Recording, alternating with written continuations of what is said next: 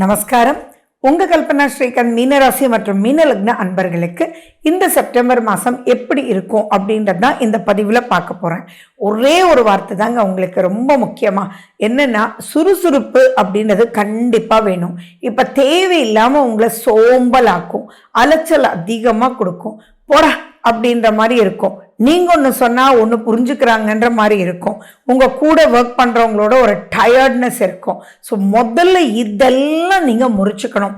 நீங்கள் படிக்கக்கூடிய குழந்தையாக இருக்கலாம், நீங்கள் ஹவுஸ் ஒய்ஃபாக இருக்கலாம், நீங்கள் பிஸ்னஸ் பண்ணுறவங்களா இருக்கலாம், யாராக வேணாலும் இருக்கலாம். முதல்ல இதை நீங்கள் தடுத்து எரியணும் அப்படின்றது முக்கிய கருத்து. அதுலேயும் உங்கள் சுய ஜாதகத்தில் சனி வக்ரம் பெற்றிருந்தா பரவாயில்ல, சூப்பர். அப்படி இல்லாமல் இருந்தது அப்படின்னா நான் சொன்னதெல்லாம் இன்னும் பன்மடங்கு அது மைனஸ் ஆகி இருக்கக்கூடிய ப்ளஸஸை அனுபவிக்க விடாமல் போகும். ஸோ இங்கே நோட் பண்ணிக்கோங்க, இருக்கக்கூடிய ப்ளஸஸை அப்படின்னு நான் சொல்கிறேன். உங்களுடைய ராசிநாதன் 4ஆம் வீட்டில் இருக்கும்போது பல விஷயங்கள் மாற்றத்தை கொடுப்பார். அதாவது மாற்று வழிகளை காமிப்பார். மாற்று மனிதர்களால் நிறைய நன்மைகள் தேடி வரும். அது எல்லாமே உங்களுடைய சோம்பேறித்தனத்தினால நீங்க மிஸ் பண்ணிடுவீங்க. அதே மாதிரி சில டெக்னிக்ஸ் நீங்க வேண்டியவங்களுக்கு புரியவே புரியாது. அப்படிப்பட்டவங்களுக்கு இப்ப வேற ஒரு டீச்சர் வரும்போது அவங்க கிட்ட கேட்க தவறிட்டீங்கன்னா என்ன ஆகும்? படிப்பு வரும், அந்த மிஸ் வரும்போது அதை நீங்க மிஸ் பண்ணிட்டீங்க. ஸோ இது எல்லாமே பாத்தீங்கன்னா நீங்க யூட்டிலைஸ் பண்ணிக்கணும் அப்படின்றத இங்க நான் முக்கியமா சொல்ல விரும்புறேன். அதே மாதிரி சுக்கிரன் 5ஆம் வீட்டுல இருக்கிறது பெரும் பெரும் யோகம், பெரும் அதிர்ஷ்டம்.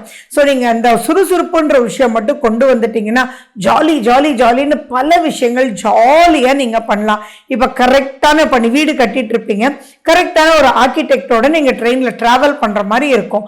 அப்ப நீங்க சோம்பேறித்தனமா என்னமோ பண்ணிக்கிட்டு போ அப்படின்னு உட்கார்ந்துருந்தா அவங்கள நீங்க தான் மிஸ் பண்றீங்க.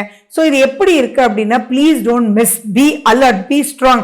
தயவு செஞ்சு டெய்லி எக்ஸசைஸ் பண்ணுங்க, பிசிக்கல் எக்ஸசைஸ் கண்டிப்பா பண்ணுங்க, மெடிடேட் பண்ணுங்க, நல்லா சாப்பிடுங்க. உங்களுடைய எனர்ஜி லெவலை பூஸ்ட் அப்பா நீங்க வச்சுக்கணும்.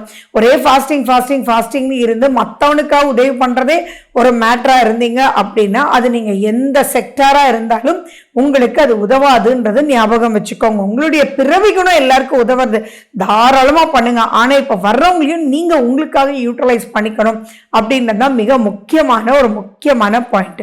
அதே மாதிரி உங்க சுய ஜாதகத்துல தயவு செஞ்சு சனி வக்ரம் பெற்றிருந்தா பெரிய பயம் பாதிப்பு இல்லை.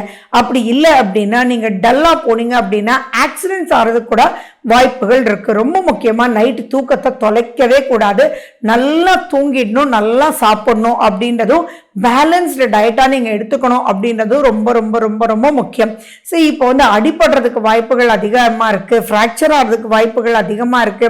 அதே மாதிரி நீங்க எங்கேயாவது அடிபட்டு ரத்த சம்பந்தமான பிரச்சனைகள் வர்றதுக்கு வாய்ப்புகள் இருக்கு. தயவு செஞ்சு உங்க மெடிசன்ஸை தயவு செஞ்சு நீங்க ஸ்கிப்பே பண்ணக்கூடாது. அதே மாதிரி டயபெட்டிஸ், உங்களுக்கு தைராய்டு, இந்த மாதிரிலாம் எந்த பிரச்சனை இருந்தாலும் அதை நீங்க கேர் எடுத்துக்கணும். டாக்டர்கிட்ட போக வேண்டிய செக்அப்ஸ் மிஸ் பண்ணிடவே கூடாது.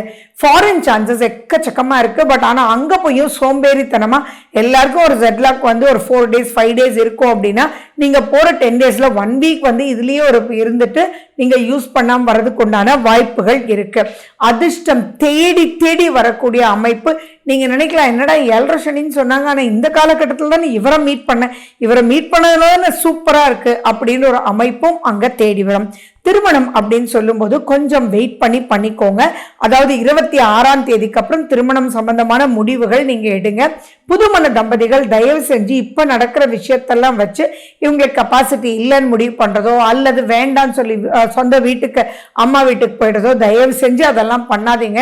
இன்னைக்கு நிறைய பிரச்சனைகள் அது ஓடிட்டே இருக்கு. எந்த பெண்மகளும் சந்தோஷமாவும் இல்லை, எந்த ஆண்மகனும் சந்தோஷமா இல்லை. எதையும் ஜெயிக்கணும் அப்படின்ற ஒரு எண்ணத்தோட தான் இருக்கணுமே இல்லையா, விட்டு போறதுக்காகவா கல்யாணம்? அது இல்லவே இல்லை. அதுக்கு உங்களுக்கு அந்த திறமை இருக்கு அப்படின்றத நீங்க புரிஞ்சுக்கணும். நீங்க மிகப்பெரிய அன்பானவர்கள். அப்படி இருக்கும்போது இதை நீங்க பேசி தீர்த்துக்கலாமேன்ற ஒரு எண்ணத்தோட இருக்கணுமே ஒழிய ஓடி ஒழியக்கூடாதுன்றது ரொம்ப முக்கியமா நான் சொல்லிக்கிறேன். அதே மாதிரி சுக்கிரன் உங்களுக்கு கேதுவோட போய் சேர்ற சமயம் எப்படி இருக்கும், அது எப்போ அப்படின்னு பாத்தீங்கன்னா உங்களுக்கு 14ஆம் தேதி சுக்கிரன் உங்களுக்கு போய் 6ஆம் வீட்டுல போய் சேர்றார். அப்ப கேதுவும் அங்க இருக்காருன்றது ஞாபகம் வச்சுக்கோங்க. அப்ப சுக்கிரன்றது ஜாலியா, ஆனா கேதுன்றது ஒரு பற்றற்றவர் அப்படின்னு வச்சுக்கலாம். எதுலையுமே ஒரு இன்ட்ரெஸ்ட் இல்லாம இருப்பாங்க. சோ அந்த இன்ட்ரெஸ்ட் இல்லாத நிலை சோம்பேறித்தனத்தை இன்னும் அதிகமாக்கிடும். அதை உடைச்சு எரிஞ்சு எது எடுத்தாலுமே வாவ், ரசம் சாதம் சாப்பிட்டாலும் வாவ் அப்படின்ற ஒரு எனர்ஜியோட இருந்தீங்க அப்படின்னா அந்த எனர்ஜி லெவல் எப்படிப்பட்ட விஷயத்தையும் நீங்க ஜெயிக்கிற மாதிரி கொண்டு வந்துரும்ன்றது ஞாபகம் வச்சுக்கோங்க. அண்ட் மேலும் பாத்தீங்கன்னா உங்களுடைய சுய ஜாதகத்தை கண்டிப்பா நீங்க எடுத்து பார்க்கணும். அதுல ஸ்போர்ட்ஸ் சம்பந்தமா இருக்கிறவங்களுக்கு எல்லாம் இது பிரம்மாண்டமான ஒரு வளர்ச்சி கொடுக்கும். அண்ட் ஷேர் சம்பந்தமா இப்போ ரொம்ப ஹை லெவல் போகக்கூடிய வாய்ப்புகள் இருக்கு. ஸோ அதெல்லாம் கீனா நீங்க வாட்ச் பண்ணணும். எதெல்லாம் மறைஞ்சிருக்கோ அதெல்லாம் நோண்டி எடுங்க. நோண்டி எடுக்கும்போது அங்க பொக்கிஷம் காத்திருக்கக்கூடிய வாய்ப்புகள் அதிகமா இருக்கு அப்படின்றதும் நீங்க புரிஞ்சுக்கோங்க. 11ஆம் வீட்டு அதிபதி தான் உங்களுக்கு சனி பகவானும். ஸோ அதனால நீங்க ரொம்பவே கேர்ஃபுல்லா மூத்த மாப்பிள்ளை, மூத்த பையன் அப்படின்றவங்களோட எல்லாம் கொஞ்சம் கேர்ஃபுல்லா இருக்கணும். மூத்த சகோதரிக்கு ஹெல்ப் பண்ண போய் நிறைய பிரச்சனைக்குள்ள மாற்றுறதுக்கு வாய்ப்புகள் இருக்கு. ஸோ அன்புன்றது எந்த அளவுக்கு அப்படின்றதும் நீங்க பார்த்துக்கிட்டு அவங்களுக்கு ஹெல்ப் பண்ணலாம். ஆனா நீங்களே சிக்கலுக்குள்ள சிக்கக்கூடாது அப்படின்றது டபுள் ட்ரிபிள் பாயிண்டா இருக்கணும். டாக்குமெண்டேஷன்ல ரொம்ப ரொம்ப எச்சரிக்கையா இருக்கணும். ஒரு தடவைக்கு 4 தடவை படிச்சு பார்த்துட்டு அதுக்கப்புறம் நீங்க ப்ரொசீட் பண்ணணும். ஏன்னா நிறைய பேர் இந்த மாதிரி காலகட்டத்தில் வேலை கிடைச்சிச்சுப்பா, ஃபாரின்ல கிடைச்சிச்சுப்பா அப்படின்னு சொல்லி நீங்க போவீங்க. அப்போ அவங்க என்ன சொல்லுவாங்க, ஓகேப்பா டிக்கெட் எல்லாம் நீ தான் பார்த்துக்கணும், இந்த செலவெல்லாம் நீ தான் பார்த்துக்கணும், வா சூப்பர் அப்படின்னு போவீங்க. ஆனா பாத்தீங்கன்னா 3 monthsலயே உங்களை அனுப்பி விட்டுருவாங்க. ஸோ நீங்க என்ன பண்ணணும், எதுலையுமே கிளாரிட்டியா சோம்பேறித்தனத்தை விட்டுட்டு அதை படிச்சு பார்த்து அதுல இருக்கக்கூடிய சிக்கல்கள் என்னென்ன வரும் அப்படின்றது தீர நீங்க பேசிட்டு அதுக்கப்புறம் தான் நீங்க ப்ரொசீட் பண்ணணும். இல்லாட்டி மாட்டிக்கக்கூடிய வாய்ப்புகள் அதிகமாக இருக்கு. அண்ட் மேலும் பாத்தீங்கன்னா இஎன்டில நீங்க கேர்ஃபுல்லா இருக்கணும். வயிறு சம்பந்தமான பிரச்சனை, கண்ணு சம்பந்தமான பிரச்சனை, போன் சம்பந்தமான பிரச்சனை, நரம்பு சம்பந்தமான பிரச்சனைகள் வரதுக்கு நிறைய வாய்ப்புகள் இருக்கு. அலர்ஜி வரதுக்கு உண்டான வாய்ப்புகளும் அதிகமா இருக்கு அப்படின்றத நீங்க ஞாபகம் வச்சுக்கோங்க. சரி, இந்த செப்டம்பர் மாசம் நிறைய விஷயத்துக்கு ரிலீஃப் கொடுக்கக்கூடிய மாதமும் கூட. ஸோ உங்க சுய ஜாதகத்துல நீங்க முன்னோர்களுடைய நிலை எப்படி இருக்கு, ராகு கேதுனுடைய நிலை எப்படி இருக்குன்னு பாருங்க. அது எப்படி இருந்தாலுமே பாத்தீங்கன்னா துர்காஷ்டமின்றது சூப்பரா வருது. 29ஆம் தேதி மத்தியானத்துல இருந்து 30ஆம் தேதி மத்தியானம் வரைக்கும் ராகு திசை, கேது திசை. ராகு கேது சம்பந்தமான பிரச்சனைகள் உங்களுக்கு சர்ப்பதோஷம் இருக்குன்னு உங்களுடைய குடும்ப ஜோதிடர் சொல்லியிருந்தாலும் முன்னோர்கள் சொல்லி இருந்தாலும் நீங்க இப்ப சர்ப்பதோஷ பரிகாரம் பண்றதுக்கு சூப்பரான நாள் இந்த துர்காஷ்டமி. புத்து இருக்கக்கூடிய கோயிலுக்கு போய் மனதார பிரார்த்தனை பண்ணிட்டு வாங்க. மஞ்சள் நிற உணவுகள் அதிகமா எடுத்துக்கோங்க, புரோட்டீன் அதிகமா எடுத்துக்கோங்க. மஞ்சள் பொடி, மிளகு, பால் உங்களுக்கு ரொம்பவே ஹெல்ப் பண்ணும். அதையும் நீங்க எடுத்துக்கோங்க. அண்ட் மேலும் பாத்தீங்கன்னா முன்னோர்களுக்கு திதி கொடுக்க இந்த மாசம் மறந்துடாதீங்க. ஏன்னா 7.5 சனிக்குள்ள என்டர் ஆயிட்டீங்க. இனி 7.5 சனின்றது போயிட்டே இருக்கக்கூடிய காலகட்டமா இருக்கு.